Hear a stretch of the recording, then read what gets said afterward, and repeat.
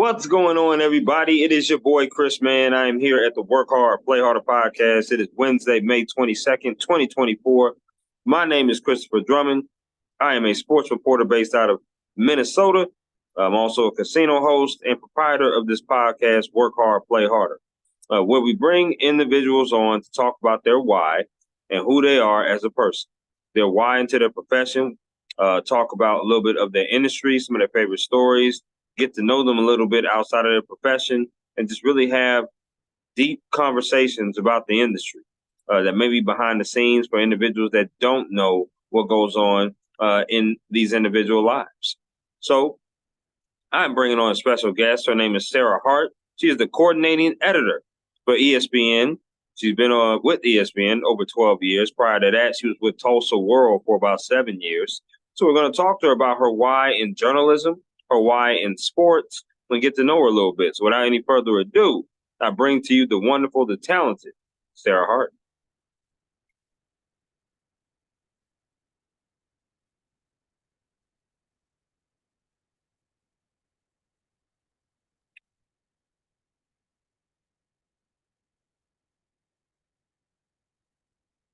Hello there. How we doing, Sarah?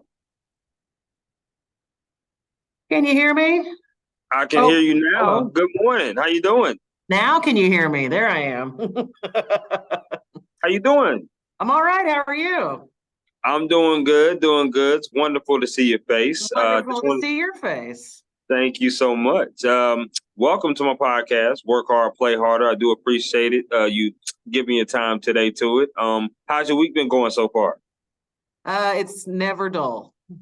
Never dull at the worldwide leader in sports.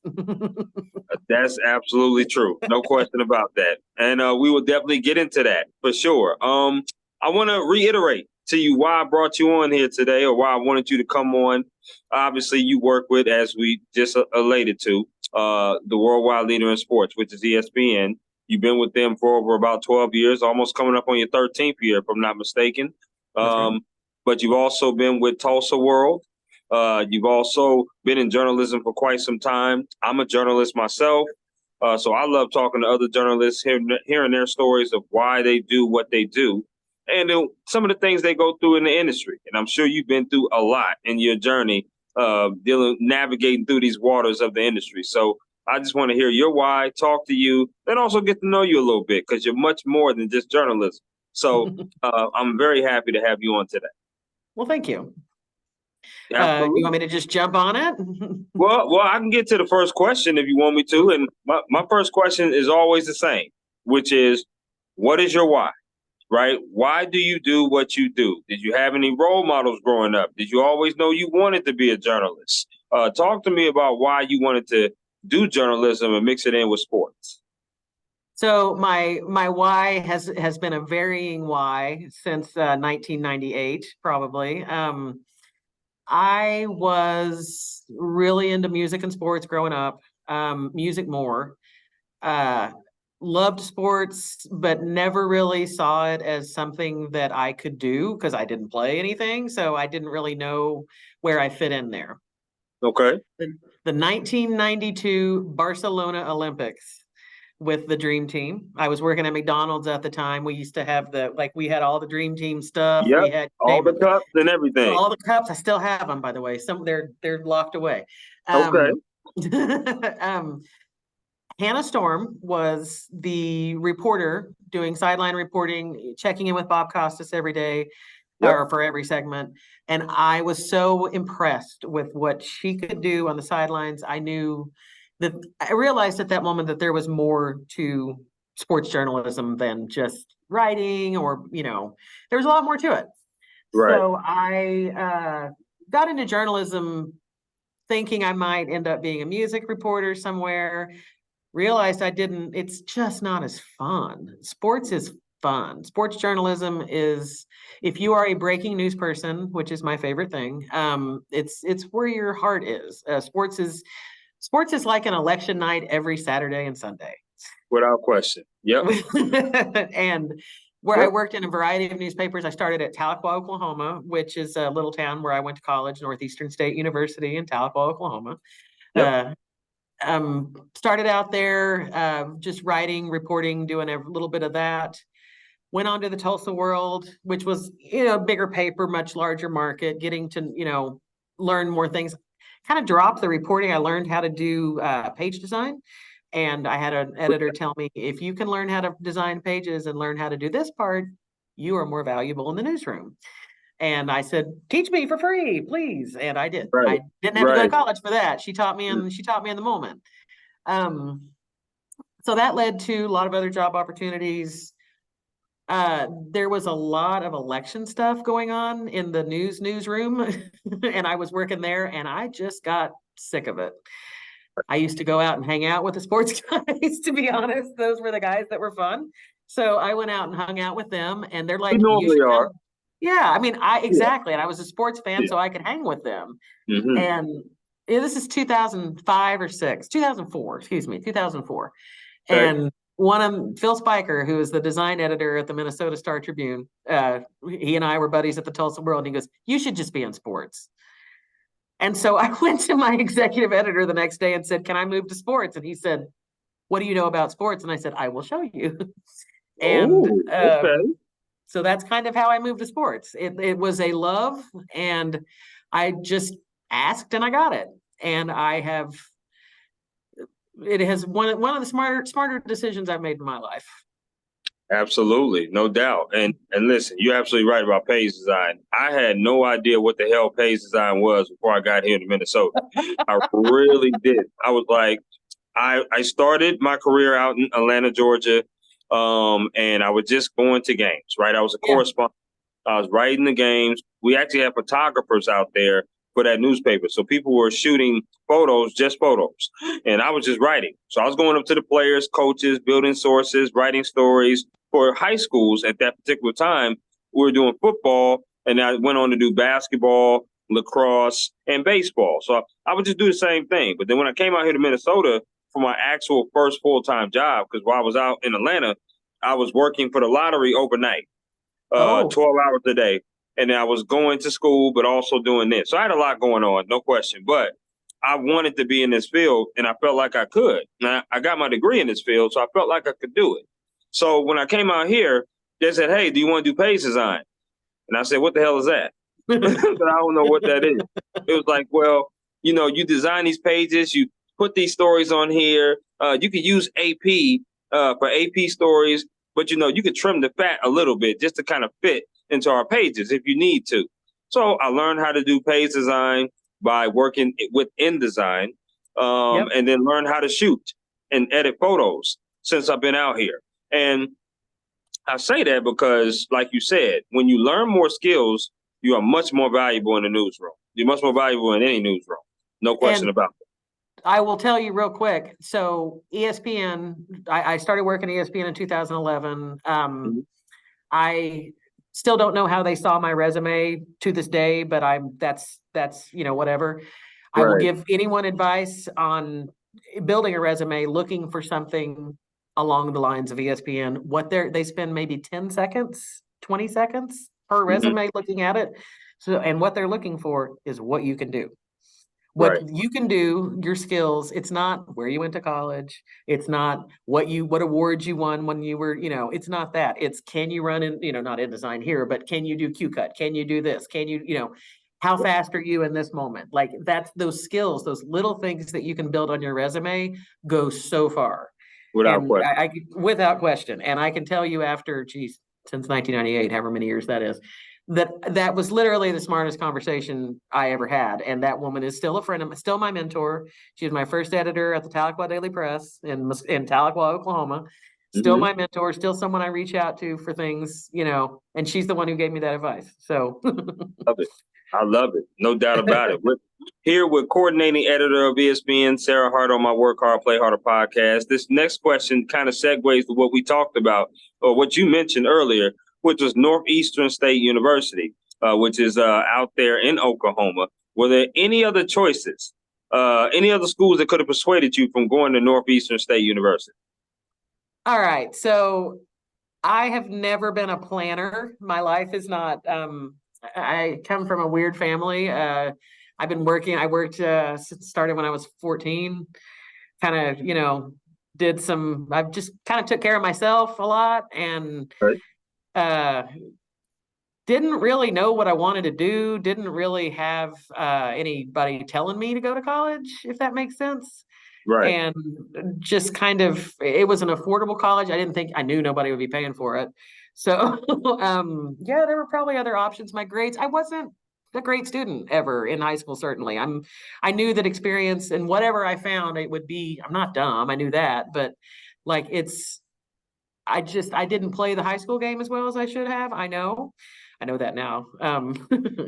But that was yeah, there were other options. I could have, I'm a Sooners fan. We don't have a pro team in Oklahoma. We didn't have the Thunder then when I was young. So you're a Sooner fan more than you are an NFL fan.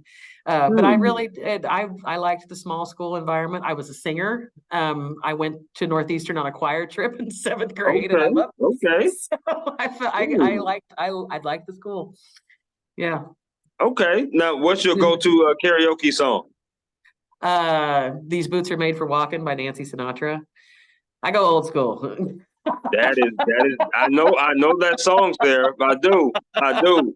That's a good song. It's I would love to hear that being sung by you. That's amazing. I love that. Okay. Okay. Let's get into some favorite things. Okay. So I'm gonna ask you some questions, and you just give me some of your favorite things. Are you with me? yes. All right. Let's rock. Favorite meal you like to cook? I like to cook. What about if somebody's cooking for me? Steak and baked potatoes. Ooh. Okay. Okay. Now, my favorite meal is fried chicken, macaroni and cheese with some broccoli with some cheese on it. That's just There you me. go. Whenever I whip something up, that's what I like to do. That's my favorite meal. You just randomly whip up, Matt. I need a week's ahead of a time to do fried chicken. Good for you. Oh no! Oh Just whip no! that No! up. No! Oh yeah, we definitely can whip that up. Fried chicken, baked chicken, grilled chicken. It don't matter. Chicken in my family is real. We real about that. We about that. Now see that's my preference, but everyone likes red meat in my household. So I would rather have chicken all day long. I would be vegetarian if it wasn't for chicken. So yeah. But that's I what feel everybody that. likes to, and it's easy to make. But I would prefer to eat Mexican food all day long. That's my favorite. Sarah, we're gonna be I'm from really good Oklahoma. friends, Yeah. girl. We're gonna be really good friends. Mexican food is my favorite too. That's my favorite. So I love it. Okay, okay. Off to a great start. Favorite concert you've ever attended? That's a tough one. I'm going to go. The easy one is my first one, which was Aerosmith and Guns N' Roses in 1988. Guns N' Mhm. Roses was new. My favorite one, as far as being an actual like entertainment show, was either Gregory Hines at Northeastern, dancer actor Gregory Hines. He came Wow. to Northeastern State University and tap danced and was one of the most entertaining people I've ever seen. Just beautiful human being, entertaining, whatever. And Chris Isaac, if you know the singer Chris Isaac. Those are my three. I've been to a lot of shows. So that was that one. Thank you. That was a good one. Okay, I like that. I like that. Yeah, Gregory Hines. That's definitely a first here for the Work Hard, Play Harder There you podcast. But Gregory Hines, people don't know he was a very good tap dancer before he became an actor. So people don't know about that. So, So he at was. my school, he danced at Northeastern State University and the stage broke underneath him. Wow.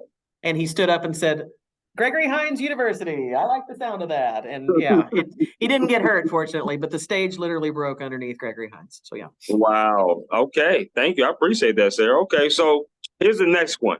Favorite place you've ever traveled to? San Francisco. Wow. Okay. Why? Because it feels like another planet. And if you take Highway 1 south, you can see, I love nature. I love birds. I love trees and flowers and all that kind of stuff. So Mhm. I'm a country girl. It feels so city, but yet it's so beautiful. And Mhm. it just feels like a different planet. Yes, absolutely. I'm sure you went across the Golden Gate Bridge while you were Yes. there. Yes, of No course. question about it. That is my hometown state. I'm from San Diego, but I've been all up and down California, so there's no question about it. Okay, okay, I Love it. like. Favorite sport you like to watch on TV. Favorite sport you like to attend in person. Could be the same sport. NBA, both. College football is 1A, but NBA is first. Okay, who's your favorite team?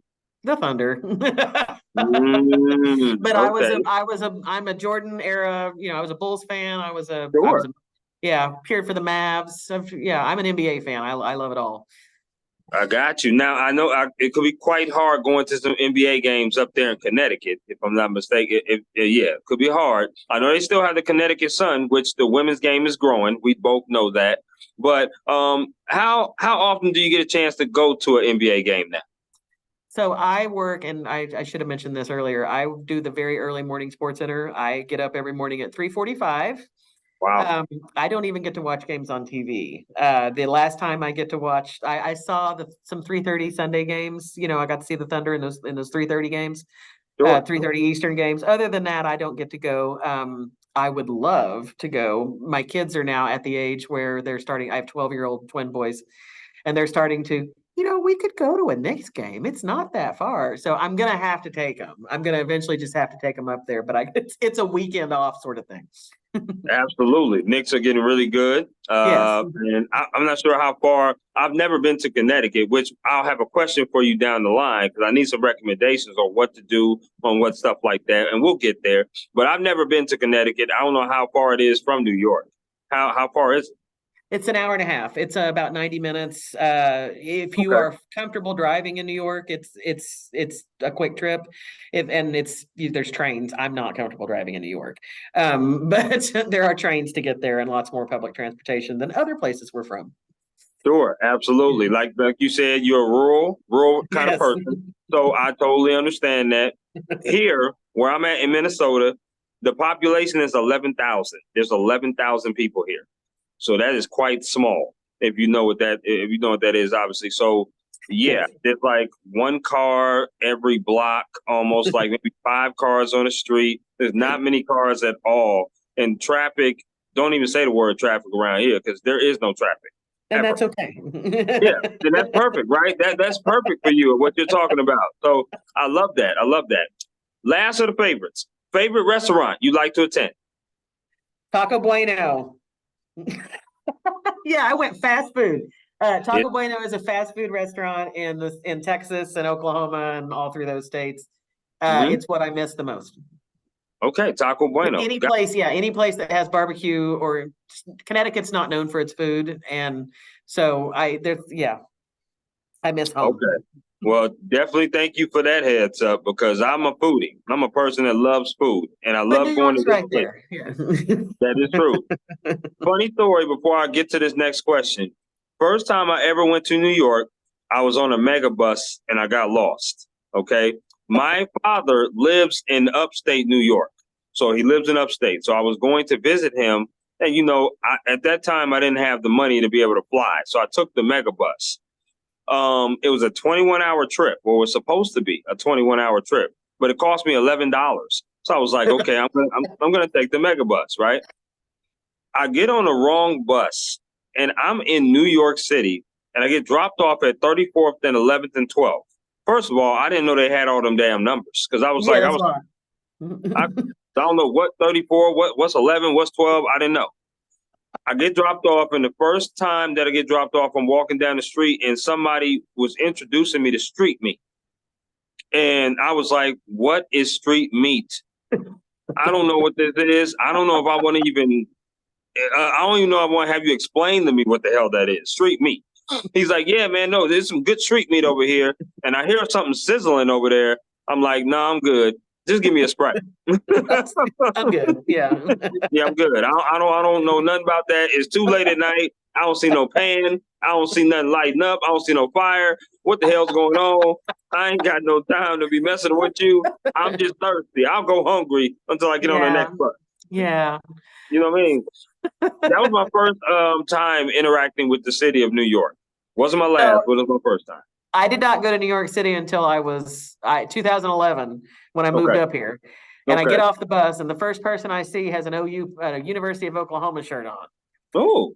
And I was like, I can't get away from these people. Right. You just can't get away from it, right? Like, what is going on? Like, that's all the way on the other side of town. Like, what is going on with that? That's wild. Okay. So one of the things that I was very intrigued about was your position, right? Coordinating editor at ESPN. I am intrigued to find out, what do you do on a day-to-day basis? Because one of the reasons I like having this podcast is because I get to ask people those questions about their occupations, because I'm always intrigued to find out about different occupations. As you stated before, there's so many jobs within the journalism and sports world. So on a day-to-day basis, what does your job look like? I'm going to use Friday, Scotty Scheffler, the news day, as Oh an yeah. example for that. Oh yeah. So Okay. Friday, Scotty Scheffler was arrested before the PGA Championship and taken to jail due to an incident with a police officer after a fatal pedestrian accident. Right. So I work the very early morning sports center, like I said, and I'm on the news desk. I'm on ESPN's news desk. So we are the ones who put the stories on ESPN.com. We work with all our reporters to make sure that, we're getting everything correct. We work with them to make stories better. If it's what they turn in is not good enough, we push back and tell them, go out and get something better. That doesn't happen much up here, but because we have the best up here. But it's so Friday morning, for example, we got a tweet that from the PGA that said that there had been a delay in the tournament day. This was opening day of the PGA tournament. Yep. I get a call from because ESPN was hosting the PGA Championship that day.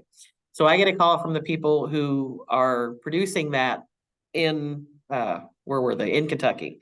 I get a call from them, and they say, "Hey, this has to do with a pedestrian accident. We're hearing something about Scotty Scheffler and an incident with police, just so you know." So it is then my responsibility to get to find out if that's true, find out what happened, get it out to the masses as quickly as possible. So, and because at 6:30, and this was at 6:15 a.m.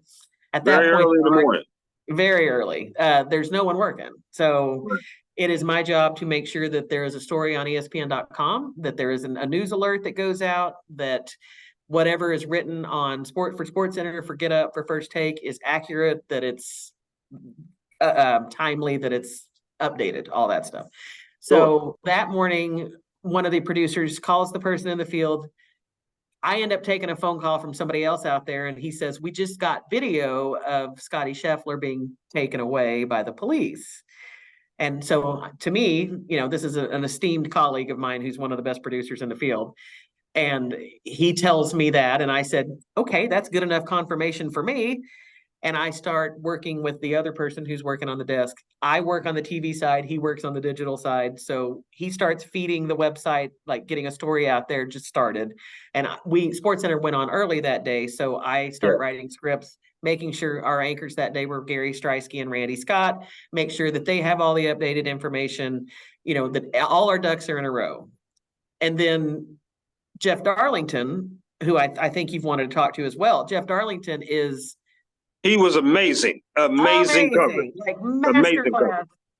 So if you saw him live at 7 in the morning or 6:30, whenever we went on, you could tell that what he just witnessed was shocking to him. That was the most grassroots journalism I've done in a long time. It was, a reporter that witnessed something. He's feeding it back to us. We're putting it out. We're reacting to it, and we are making sure that it's accurate.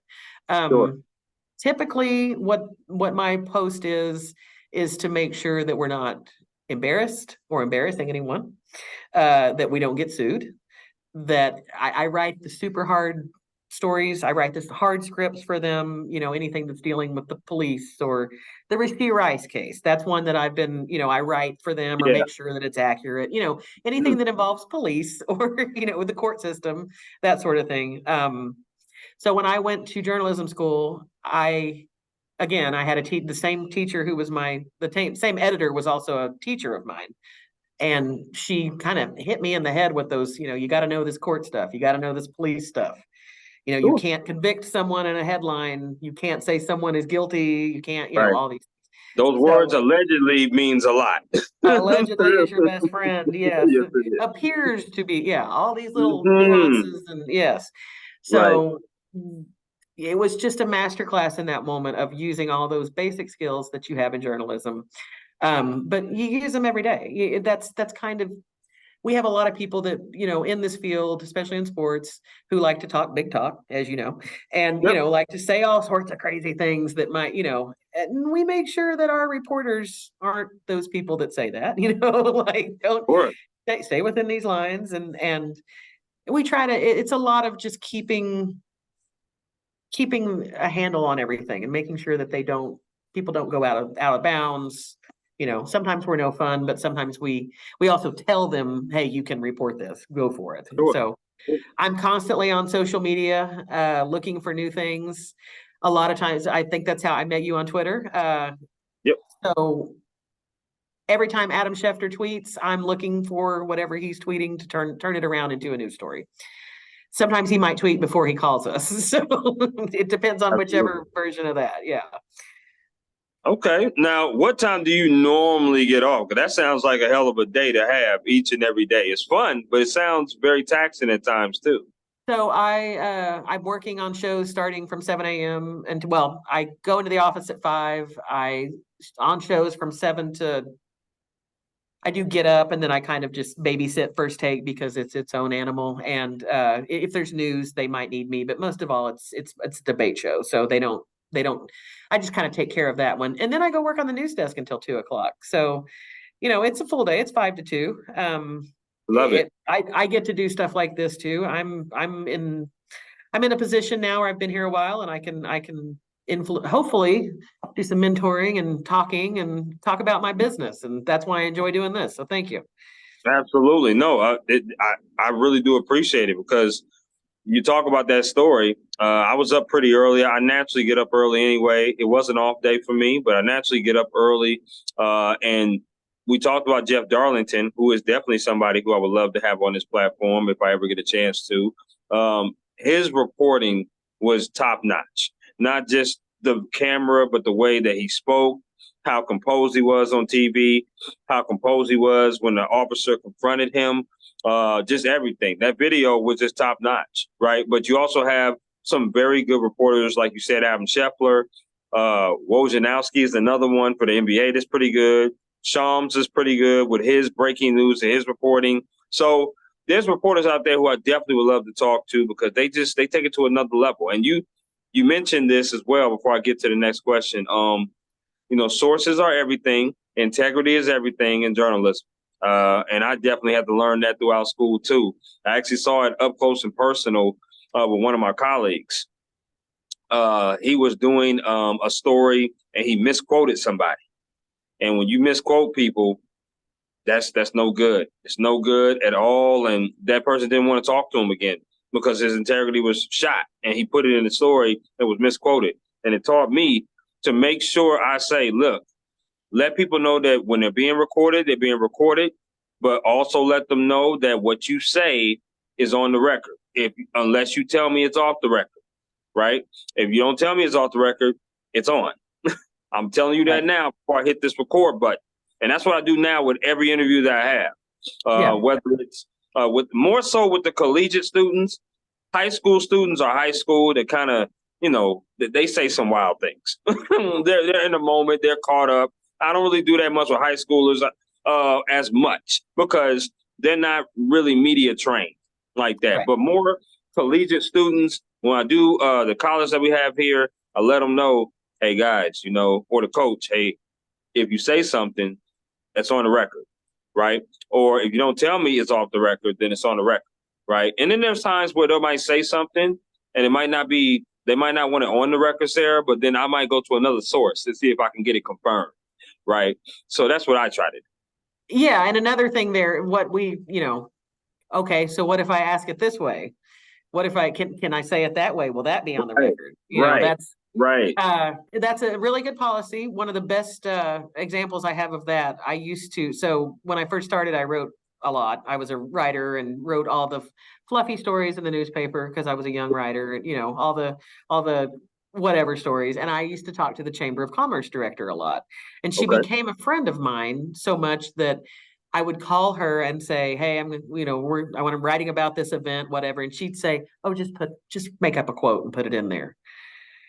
And I told her, no, I'm not going to do that. I know that you don't want to deal with me again, but okay, I'm going to say that, and so I forced her basically to send me a quote, or I wasn't going to use her. Like Right. that is a slippery slope to in my mind, even with someone that is a friend, even someone that, and trust, whatever, you can't do that.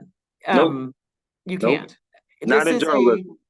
this is a field where you have to have a lot of sources, but not a lot of friends, if that makes Absolutely. sense. Perfect sense. And you have to make sure that everyone knows that. And especially if you're a reporter, it's dangerous. Somebody like Adam Schefter, who's been for doing it for so long, and he's got all these relationships and all these great, you have to watch that. You have to watch every one of those relationships, especially when you're in, a public eye. The more you're in the public eye. Without question.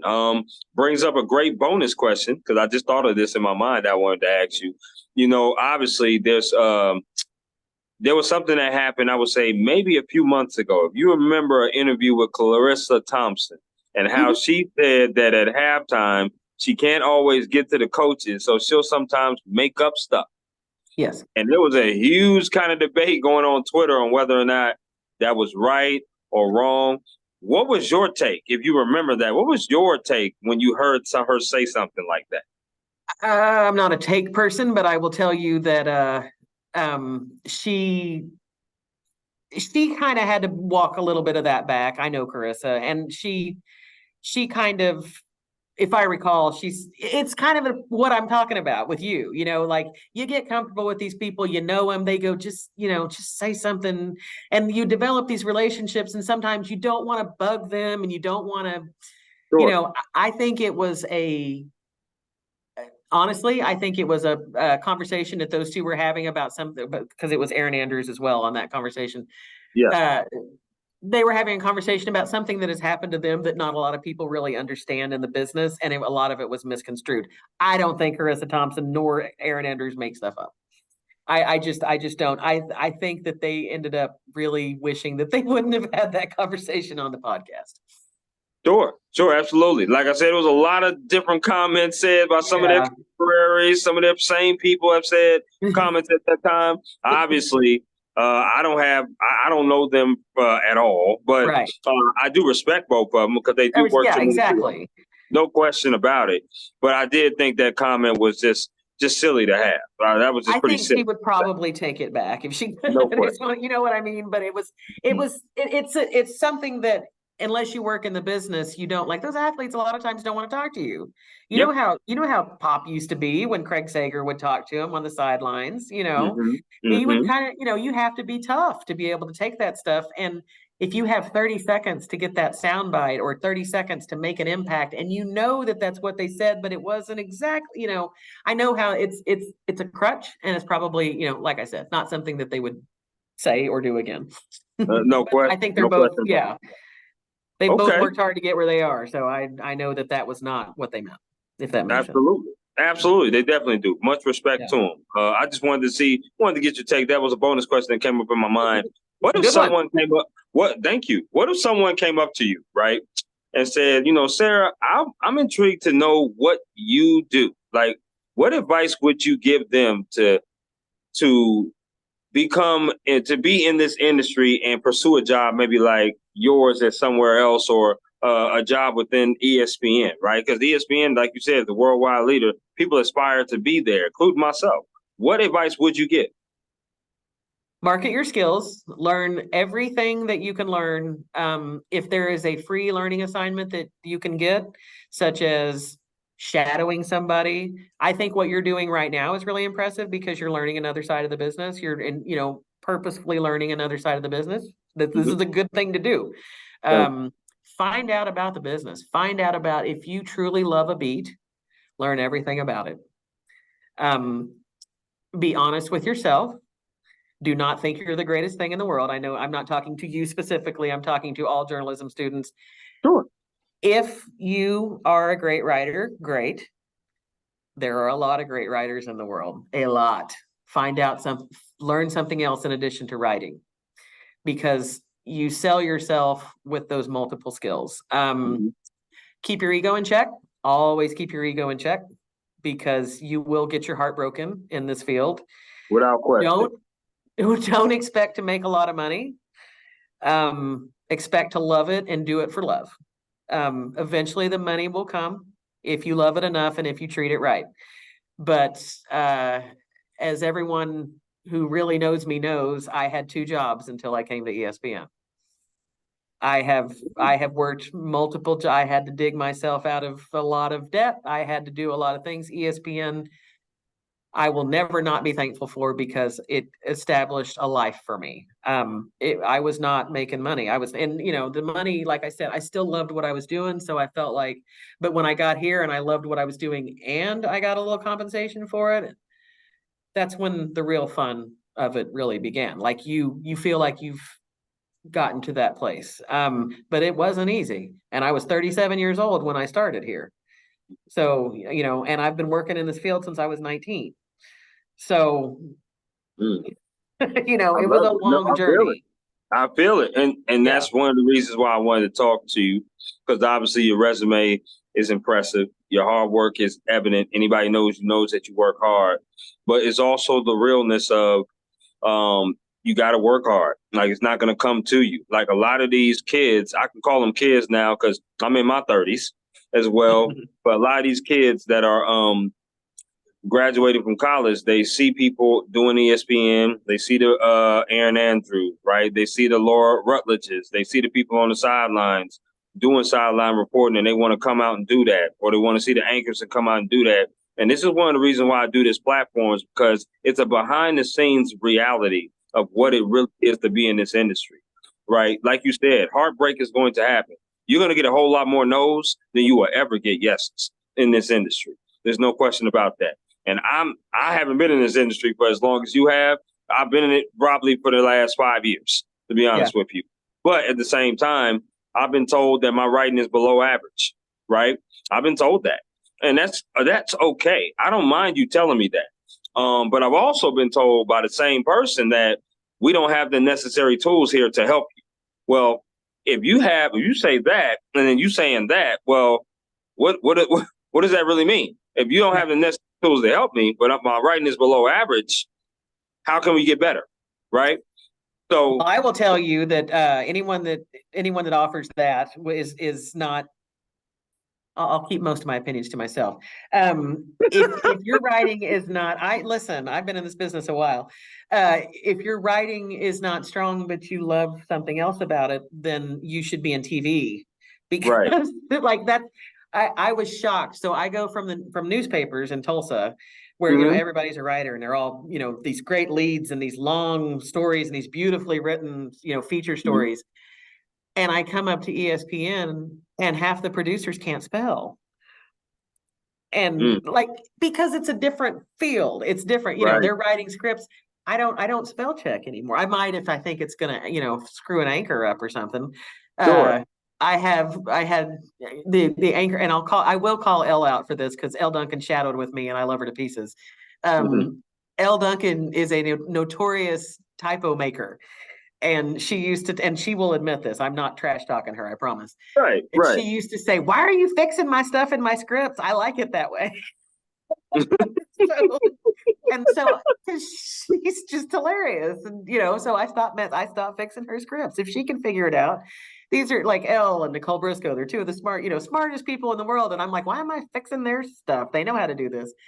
Uh, you're writing, if you can tell a story in another way, tell a story another way. That's all it is. It is storytelling. And being at ESPN made me realize that there are so many storytellers here who probably can't write their way out of a paper bag, and it doesn't matter because they're good at other things. Right. And mind you, you have a lot of truth into what you're saying. And for me personally, I don't mind any kind of comment like that. I just want to get better and better each year. If the public appreciates my writing, I love it. I appreciate it. And when you work in small towns, Sarah, people know you when you go to the grocery store. You're writing about their babies. You're writing about the kids, their sisters, the school. I get stopped at gas stations all the time. I also look a little bit different because it's only 3% African American out here of the population. So not a whole lot of us out here, right? But but that's something added on, and that's Yeah. okay. That's fine. I don't pay too much attention to that, but it is something worth mentioning as well, because when you look different, people sometimes don't know how to react to different stuff. Yeah. So with that being said, though, I just thought, I was like, okay, since people do appreciate it and the public appreciates it, I love that. I love that. And I'll continue to get better. I'll continue to talk to different writers and different people in sports like yourself and like others. And I have mentors as well. I know Katie Barnes. Katie Barnes is one of my very good friends that I talk to. Nice. Her and I talk to all the time. And those are people that I rely upon, not only to give me advice, but also give me criticism as well. And I'll definitely take that. I thought that comment by my EIC, I was like, wow, I haven't heard many editors in chief make that kind of comment before. I thought that was a little different, right? Because of the fact that, hey, we're all trying to get better, but then you say there's no way, we don't have the tools here. So if we don't have the tools here, then what exactly am I doing here then? Because I'm like, you know what I mean? So Yeah, at that point in time, I had to move on to a different spot. I understand. Mm-hmm. And it's we are in an era when the whole industry is changing, when there are so many people who can do things in a different way. And I kind of feel like if you are stuck in the, well, we can't, you're this is not your strong suit, you figure it out yourself. Like that's not going to get anybody anywhere. That's not Absolutely. going to get anybody anywhere. And I do think that some of that is going away. I think even when I started here at ESPN, there was, Sure. I had this idea of like, long form journalism is the only way to really catch the story. You got to be a Pulitzer Prize winning writer to really make a difference. And that is so gone because I am surrounded by, like I said, some of the smartest people I know Sure. cannot write. And that is, and I'm not saying, I think you probably can. And there's, if an editor's hard on you though, heartbreak, that's a heartbreak. And I remember I got turned down for a promotion in like 2004 or 5, 3 or I don't know. Called my father, bawled my head off in the car. This was in Tulsa, crying my eyes out, and I hadn't earned it yet. I had not earned that promotion. Right. I had not, Right. and I know that now. But Right. in that moment, it hurts so bad. It hurts Sure. so bad when you don't get that. And really, the only thing you can do, this is the only reason I'm like an athlete is because I think in those moments I choose to get better instead Yep. of getting angry. Yep. That's all you can do. Right. Agreed. Agreed And on that. if no one's going to help you do it, you find a way. Absolutely. And that's pretty much what I wanted to allude to, was what one editor's comments are maybe different from another editor's comments, right? Because Right. now the editor I have now has never said anything like that. So it's one of those things where if it's your cup of tea, drink it. If it's not, pass it to the side. I'm totally fine with that, right? So great segue though to this next question, which is mental health. When we talk about heartbreak, when we talk about low money, right? When we talk about underpaid, overworked, burnout, those words are synonymous in our industry, Sarah. They really are. I mean, a lot of people do get those things.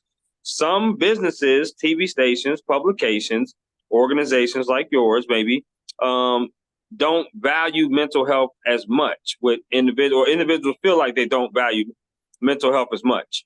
How do you keep your mental health strong? Because, like you said, you wake up early in the damn morning, right? That's early. You wake up 5 to 2, doing your thing. You've been doing this for a long time, though, as well. I'm sure you've had your episodes where you had like, I need a day, y'all.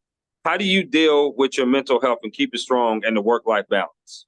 Work-life balance is still tricky for me. I find I will burn myself out until I'm sick, which is probably I was sick last week, and that's probably what happened to me. Those instances are fewer and farther between. I would say burn yourself out as much as you can while you're young. Mm-hmm. I used to, and I do not mean that ageist in any way. It's just, trust me, once you hit 45, you don't want to go out after a certain hour. You want to be home. There are a lot of things you can do in your youth that you even, before you have family, kids, whatever's tying you down, whatever you're, do that while you're young. do as much as you can in your youth and then save that later time for when you might be burned out on your career. So you actually have built something that you can sit back and go, well, at least I built this, so now I can take a breath. And I am at that point in my career. For the first time in 20 something years, I feel like I'm going, well, that was fun. Like for the first time, I'm able to take some breaths because I have reached a point. But know in your heart, this is this may be a little bit of reverse mental health. I don't know. But know in your heart that it's going to be hard, that it's going to be, you're going to work holidays, you're going to work weekends, your schedule's going to be stupid, your family's going to be like, why can't you come to this soccer game? Well, because I have to work. Like there are going to be sacrifices, there are going to be things, but if you know that there's something way, I am building something, so in 20 years I can do this. So along the way, as I was learning my field, learning all this stuff, I found out music has always been my stress relief. I've whatever I'm listening to, whatever I mood I'm into. If I need to listen to Kendrick Lamar on the way home to remove some stress, I will. If I need to listen Not to bad. heavy metal on the way home, I will. If I need to listen to something in Dolly Parton and cry on the way home, I will. Sure. But I also discovered hiking. I love being outside. I love nature. Find whatever makes you happy and do it. Like in your spare time, you have to set those boundaries for yourself, or you will burn yourself out. Now, like I said, that's the luxury of me having a little bit of time now. But I didn't have time when I was your age. I didn't have time. And if you make a pact with yourself that eventually I'm going to have time to think and do this, you just have to live up to that pact. I like that. On here, we're coordinating editor from ESPN, Sarah Hart, on the Work Hard, Play Harder podcast. I love that answer. It's a fair question to have because a lot of people do experience it. That's why you see a lot of journalists transition to PR, transition to different jobs and different things because they realize, this might not be my career that I want to go down. I love this. I love it to the core. I love interviewing these young kids. I love being a mentor to these high school kids and college kids because they always ask me questions of, hey, what is college like? Or hey, what's the good and bad about what you do? And I'm real authentic, Sarah. I mean, I ain't gonna sugarcoat a damn thing. If you ask me a question, I'm gonna be as honest as I possibly can, and probably explicit as as I can, I should say. So to these kids, I want them to know what's going on in the industry, and if it's something that you want to pursue it with all your heart. But whatever industry that you choose, pursue it with all of your heart. Don't half-ass it one bit, because that's not what life is about, right? It's not just about what I do and what it looks good. There's a lot of behind-the-scenes stuff, again, that people have to go through. There's stuff that you never know that happens in people's lives when they're at home or when they're not at work that they go through, and sacrifices people have to make in order to do what they love. So I'm pretty real, and mental health is one of those things. You said a word that caught my attention, I should say, boundaries. Yep. Boundaries is very important. And it came up with a bonus question in my mind because, my issue was saying no at first. I was the guy that wanted to do everything. Yeah, I'll do this game. Yeah, I'll do that game. Yeah, I'll do this story. Yep. You can rely on me because you're in prove it mode. You want to prove that the company made the right decision in hiring me. I'm not going to let you down. I appreciate the opportunity. So you want to do whatever it takes to establish yourself. But when do you think is it a good time for a person to say no? Because I know for me, I have been doing it not too long, but it came to a point where I was told, yeah, I'll have it off. But then a couple of days later, I got called, and I was actually out on a date at that time. And I got called. So when do you think is a proper time for you to cut your boundaries off and be like, no, I think I should pass on this opportunity, but I can possibly do the next one? The date would have been the where I would have cut that off. My God. Well, it was. Good. Thank you. Now that being said, I will tell you that don't say no often. And Right. That may be counterproductive to a lot of things. But again, while you're young, while you don't have as many commitments, and maybe some people do have commitments in their youth, but if you have the opportunity to do some of these things, to say yes, say yes as much as you can. But Okay. when your body is telling you no, you know, sometimes you can also tell, and I will tell you that in small newspapers, small TV stations, small everything, they will get everything out of you. Right. Everything.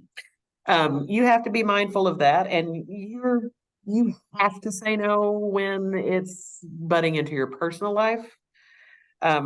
Especially if you are trying to establish, like, I looked up and I was 37 years old and I was single and hadn't really even thought about any of that stuff. Like, that's what I'm saying. I should have set some of these boundaries up a long time ago. Sure. But I'm not mad at myself for being a hard worker either. You know what I Right. mean? So Absolutely. that is a fine balance. I think your heart will tell you if Okay. you're sloughing off work. Whichever one you're sloughing off of, something inside you is going to be like, you should be doing that. And I you like got to that. listen to that little voice going. Is that the look it's gonna give? It's gonna give that look. I like that. I like Yeah. that. I Are like you that. really Okay. sure about that? I like Yeah. that. Okay.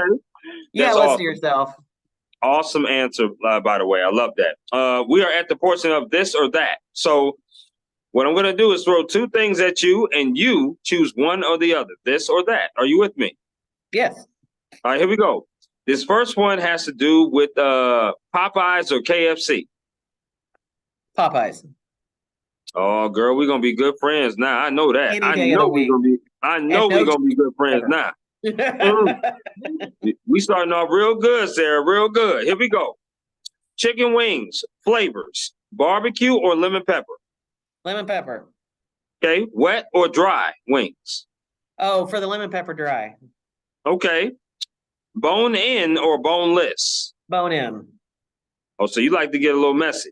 Yes, but I prefer buffalo. So out of those two, I'm going Oh, buffalo.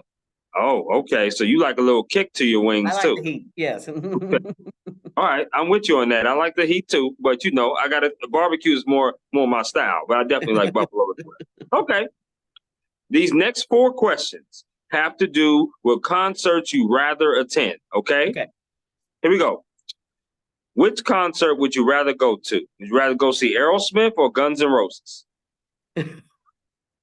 Guns N' Roses now. Okay. Welcome to the jungle. I like that. No doubt. Which concert would you rather go see? Janet Jackson or Whitney Houston? Janet. Oh God, what? You can't ask me that. Yes, I What? can. Oh, that's so hard. I almost said Janet because I was like, and then I was like, no. I think it may still be Janet, but man, that's close. I get it. Oh, 51%. I get that. But on the yeah. Work Hard, Play Harder podcast, Sarah, we ask these hard ass questions. That's what we do. Okay. Now, speaking of hard question, which concert would you rather go to? Kendrick Lamar or Drake? Oh, Kendrick Lamar. I would never go to a Drake show. What? Oh, wow. Never go to a Drake show? I never liked him. He was on Degrassi. Come on. That is true. He was on Degrassi. Yes. He did not start at the bottom. Wow. Did you say he didn't start at the bottom? Start at the bottom. He did not. That's funny. I like that, Sarah. Okay. Last question here of the music. Which artist would you rather go see? Boys the Men or New Edition? New Edition, but that's a very good question. Mm-hmm. I'm a Ronnie, Bobby, Ricky, and Mike kind of girl. I know. I bet I'm New Edition, Team New Edition all the way. I do like Boys the Men though, but I'm Team New Edition. I even like Bell Biv DeVoe. You throw some of that in there, it's all from the same mix. It That was is. a great era. I graduated high school in '92, so our Boys to Men was our prom theme, our graduation theme, everything. So. Okay. So obviously, what we call it a hood classic is Poison. Poison by Bell Biv DeVoe. Probably one of the classic songs ever made. No question. Okay. Which sport would you rather watch on TV? Would you rather watch basketball or football? Basketball. Okay. Which sport would you rather watch on TV? Baseball or hockey? Baseball. Okay. Which Oklahoma City player would you start, bench, and cut? Okay, so it's three different players. Okay, start, bench, and cut. All right, and these are all-time Oklahoma City players. So Kevin Oh, Durant, Russell Westbrook, Shea Gilgeous-Alexander. Which one are you starting, benching, and cutting? I'm starting Shea. Okay. I'm benching Russ, and I'm cutting KD. Oh my gosh, you gonna cut Kevin Durant? Yeah, he didn't want to be there anyway. Ooh, okay. I see. No, I felt. Oh wow, I felt some hostility in your voice right there, Sarah. A little bit of hostility with your that voice. so KD's a weak spot for me. I got you. I got you. I understand. Okay, but that was solid. Do you like sweets? I'm give or take. I can do without Give them. or take. Yeah. Okay. So, do you like potato chips? Yes. Okay. So we got 4 different potato chips I'm about to mention. One of them you have to cut. You'll never eat again. Okay. Okay. Here we go. A is Cheetos. B is Doritos. C is Ruffles. D is Lay's. Which chip are you cutting that you'll never eat again? Doritos. It's Oh an my, unpopular opinion. oh my God. Oh, Sarah just said Doritos. Out of those 4, girl, the nacho Sorry. cheese and the Cool Ranch. I just don't. I never liked them. I never have liked them. I don't. I Okay, don't know why. I don't know why the hell either. I My mean, kids like them. I'm like, oh. okay. Here we go. Another start bench cut. Not Oklahoma City, but this is going to be NBA. Okay, Okay. which 3 players? These are current players. Which 3 players are you going to start bench and cut? Stephen Curry, LeBron James, okay, and also Anthony Edwards. Which one are you going to start, bench, and cut? Oh, I'm starting Anthony Edwards right now, today, Mm-hmm. especially with what he's riding. I will bench LeBron and cut Curry. Okay, that was a tough decision for you right there. I feel it. I feel it.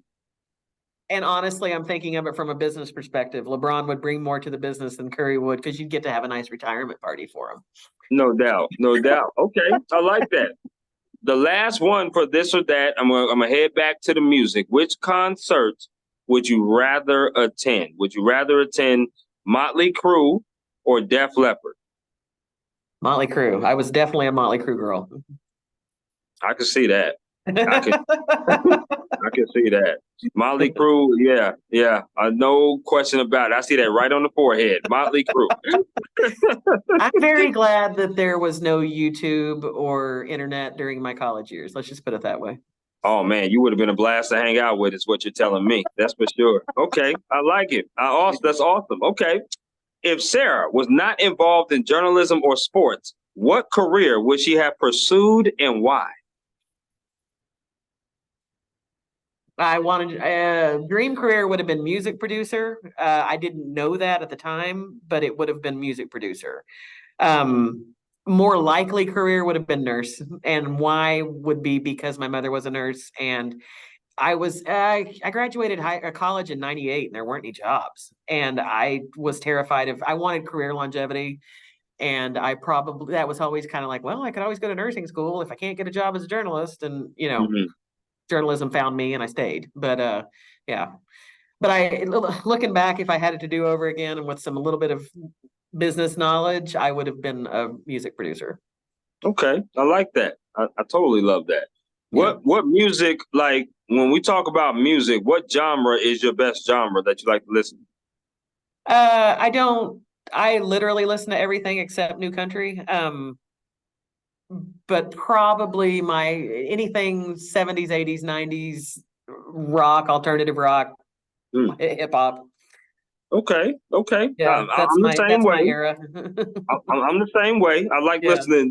like listening to the old school music, new school music as well.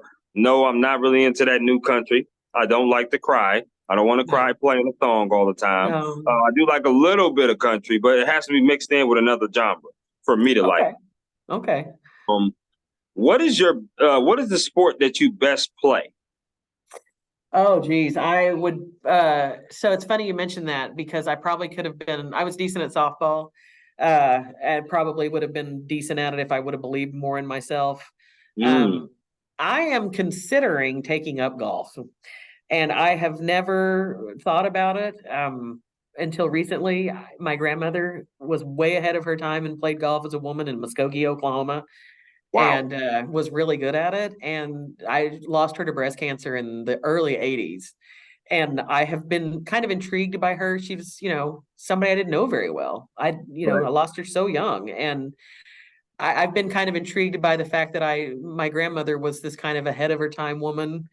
And so part of me wants to honor it. I just want to know if I'd be good at it too. So Sure. I think I may take a few golf lessons soon, but we'll see. How's Absolutely. that? No, that's great. I definitely love to golf. I have a membership out here. Good for It takes you. my mind away from covering sports and actually still playing sports. But I would probably say my best sport is basketball. I love to get up and down the court and play a little bit. Can't play as I used to in my high school years, as that was over almost 20 years ago. But nonetheless, I still like to play. At What's least you can play. I couldn't even play. I'm 5'1". And it had nothing to do with height. I just couldn't, I'm not coordinated. So at least you could play. well, the height does not help, but that's good. But that's true. 5'1", that's the same height. I love the same height as my mother, so I love that. I love that. Anybody who's 5'1", 5'2", you are awesome with me as a woman. And I we love love that. Muggsy Bogues and we love That's right. That's right. Because y'all can see Spud eye Webb, level. But Spud well, Webb and Muggsy Bogues. absolutely, absolutely. What's the sport that you are absolutely terrible in? I've never played hockey, but it would be hockey because I can't skate worth a damn. See, same here. I can't skateboard, skate nothing, snowboard. I can't do none of that. I like to be on my feet, flat on my feet. I feel that. I feel that. I'm with you there, Sarah. No doubt. No doubt. This bonus question came up in my mind, like, because I know in Oklahoma recently there was some tornadoes. I don't know if you still have some family out there, but is everybody okay out there? If you do have family, They are, and I have a ton of family there. It's the one of this time of year is just kind of, known for that, so I'm used to it. But there was a morning a couple weeks ago, we had some pretty bad storms, and they were like, I got to work, and people always ask me that, when I get to work in the morning, oh, is everyone okay in Oklahoma after last night? And I actually had to tell them I don't know yet because the power's out everywhere. And wow, fortunately, thank God everybody was okay. But yeah, it's the question I'm most often asked up here is, oh, what about those tornadoes? sure, absolutely. Yeah. I had a friend out there who was in Ardeen. I believe that's what it's called, Ardeen, Oklahoma. Oh yeah. Um, and yeah, they ripped through their town pretty good. So Oh yeah. yeah, so I was just kind of, I thought I'd ask that question just to make sure that everybody's Oh yeah. all good for Yeah, sure. thank you. I appreciate you. No problem, no problem. This next two questions, which will be my final two questions, this next question has to do with advice. Now we Okay. talked about advice you gave someone. What advice has someone gave you that you hold on dearly to? I mentioned earlier my former editor, Kim Poindexter is her name, who told me, learn the more skills. That was one of the best pieces of advice I ever got as far as the career. There's two pieces of advice. One, and it's usually from women in my life. I've noticed that I tend to hold on to. Okay. My stepmother, she's been my stepmother since I was 5. She and I are very close. I lost my own mother in 2003, so she's been filling in since then. Right. So she told me when I was 10 years old, never don't have your own bank account. Always, even if you're married, don't have a joint account, have your own bank account. I love that. And I did not realize how much that meant in the moment. I was like, well, yeah, why would you not put your own money? But as I'm getting older and you're married and you start thinking about what if this fell apart? Where would I go? What would happen to me? There's some brilliance in what she said. The other one came from somebody who works here, who no longer works here. And I don't think she really meant it hurt like hell in the moment. I don't think she meant to hurt my feelings as much as she did in the moment, but it ended up being good advice, hurtful good Sure. advice. Sure. Learn how to read a room better. I thought I was this great people person that people, I could lighten the mood if people were stressed and it turns Yep. out I was probably annoying some people. And, that was harsh medicine to hear because I'm this fun loving, I'm serious when I need to be, but not everybody wanted to hear my line of BS at that moment, and Right. it was and I was in my 40s when she told me that, and in your 40s for someone to tell you something about your personality, like, what do you mean there's something? What? I'm fine. What do you mean? Right. Right. You naturally It get stuck with, defensive. it stuck. It stuck right there and I got offended at first and I was mad. And then I was like, she's right. She's right. Absolutely. Absolutely. No, You got to learn that's to funny. take that. Yep.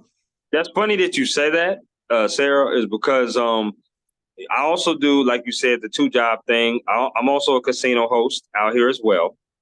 So, in my casino host job, um, I got told one time that, your fun loving personality, and sometimes when you're direct with people, sometimes it could be taken a different way. And I was like, well, listen, if honesty is the best policy, right? That's how I grew up. That's how my dad and my mom, they taught me to always be honest. Don't be disrespectful about it, but be honest and be Yep. true. Tell the truth, even when it's bad, because lying to people does you no good and does you a lot worse in the end. That's how I always was raised. But a coworker told me, sometimes when you are honest with people, they take things the wrong way and take it a different way. And I had to learn like reading the room.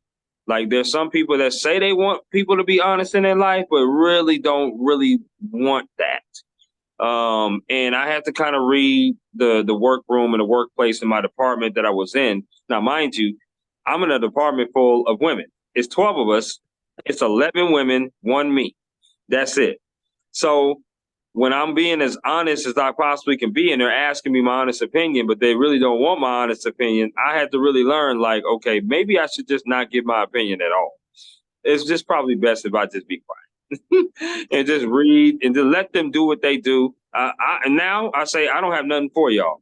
I'm sorry to hear that, but I don't have nothing for y'all. I hope everything works out. I really do. And So, God. and I would tell you, you just reminded me, another really good piece of advice. Every single office has that, just so you know. Every single office has that. At ESPN, there are gossipers. There's people that want to talk bad about people all the time. I am going to tell you that you're not going to be as popular if you don't join into those reindeer games, but you're going to feel better about yourself and you're Yes. going to actually do better in the job. I had the woman who hired me at ESPN is actually about, I think she's 12, 13 years younger than me, Yeah. believe it or not. Sure. And she's now, her name is Jody Aber. She's the CBS, she's a senior executive, somebody up at CBS now. Anyway, she's Sure. wonderful human being. She told me, because she saw me kind of, talking to some people that were the naysayers, the nasty talkers, whatever. And she leaned over to me and she goes, "You don't have to hang out with them. Just so you know, there's nothing wrong with just getting along with everybody." And she was kind of letting me know, like, don't get involved with these people because you're going to go down a bad path. And it ended up being like, just gossip gets you nowhere, and that's the right approach. Is I got nothing for you. I'll play the games a little bit, but I'm not participating in Yeah. this. I just don't. Anybody that knows me, and I'm hoping that you and I stay in contact as well, because you are such a wonderful woman and human Well, being, thank you. no question. You'll see that I'm just pretty authentic, real. I'm not about the BS. Yes, I like telling jokes. I like laughing, like having a good time, but at the expense of having a good time and not having a good time at someone's expense, if that Right. makes right. Makes Because 1,000% sense, and that'll yeah, get you far. Yep. right. So I don't want to do all that. But my last question to you, like I told you, is about Connecticut. I've never been to Connecticut before, and I would really love to come there. I don't know if y'all ever did at ESPN, but man, if y'all ever did tours, I would love to take a tour of that place. I Oh, don't we know have if y'all tours every day. do you? Yeah, we have a whole tour group. We have people that work here who have worked here for a long time, and they're tour guides, and yeah, They do that in addition to their other jobs. Yeah, we have daily tours. You just got to get on the list. Okay, don't say less. I'm We definitely going to started work them. on. Yeah, we started them again. Last year I think we turned them. We stopped during the pandemic, but That's what I figured. I figured yeah. y'all stopped for a while. I didn't know if y'all started up again, but what should I do if I ever touch down in Connecticut? What are some recommendations that I should do? Okay, so Connecticut does not market itself at all. I don't understand. It's one of the most beautiful states I have ever seen. It is green, green, green, lots of nature, lots of trees. If you're from the city, you will think that it's boring. Okay, If you're from the country, you will think that it's great. okay, okay. There are little pockets so West Hartford is a little town. That's where all the ESPN people live. It is like a little tiny New York City. Um, that's where lots of people go. The food is great. There's really good Italian food here. There's I'm really with good you. seafood here if you're into seafood. I'm not, so I'm not. I'm not. yeah, I'm from a landlocked state, man. Like we don't eat seafood in Oklahoma unless it's catfish and Right, right. we I'm country. I'm country. Two yeah. piece and a biscuit is good for me. I'm good with that. Exactly. Hmm. So like the thing to do, like Yale, which I can't say in one syllable. I make it a two-syllable word. Yale. Let me try to say it like they do. Yale. I can't. Uh, Yale is right here. New Haven, the original place where they served the first hamburger in the United States, is here. Connecticut is old. Like that's what you realize. Like there's all these. Oklahoma's not that old. Like No. Minnesota's not that old. California's older, but not as old as like there's cemeteries here that have graves in them from the 1600s. Wow. Like it is a historic, really cool place, but it does not get enough credit. It just people say that it's the state between Boston and New York. Boston's an hour and a half away. New York's an hour and a half away. But there's Hmm. there's stuff to do here. If you land here, I would say go on a history tour. But if you're Okay. into that, but Yep. if you're into it's lovely in the summer and the fall. It's known for the fall stuff, the Okay. trees, the foliage, and all that. But yeah, it's great. It's good. I would say probably. I'm not a good Connecticut salesman. It's for older people probably. So when I moved here, they were like, "Are you sure you're going to be able to handle living in Bristol?" And I was Right. like, "I'm from Muskogee, Oklahoma. I think I can handle."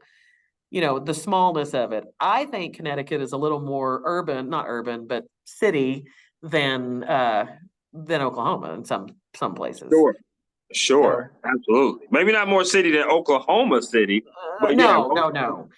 But Right. But Oklahoma, there's yes. yeah, it's fancy up here. There's private schools everywhere. There's money, like lots of Yes. money, but then there's real places too. You know what I mean? Absolutely, absolutely. No, listen. I'm a huge sports history person. I love musicals. I love plays. I love theater, stuff like that. I love just doing different things. Right. I'm much more than just sports and journalism. So I just want to, and I love to travel. I love Oh going yeah. different. So that's just me in general. So I like that. Okay, I'm definitely going to have to hit you up when I touch down. That's for Western sure. Connecticut is the most beautiful place and that's what I mean about Connecticut doesn't market itself. Western Connecticut is like eye-droppingly gorgeous and nobody even really talks about it. So that's where I Mm, live. I live out in the country. I started going out there and hiking and I realized, why am I doing this? So I have a little commute to work every day because I live where I love. okay, no, I like that. I like that. I appreciate you telling me all that about Connecticut. Like I said, I love to sightsee. I Yeah. love to do different things. Like I said, if and when I ever do touchdown, I would definitely hit you up for sure. Let me know. I'll get you on the tour. I appreciate that. What is something that you want to talk about that you haven't said about yourself so far in this interview as we conclude?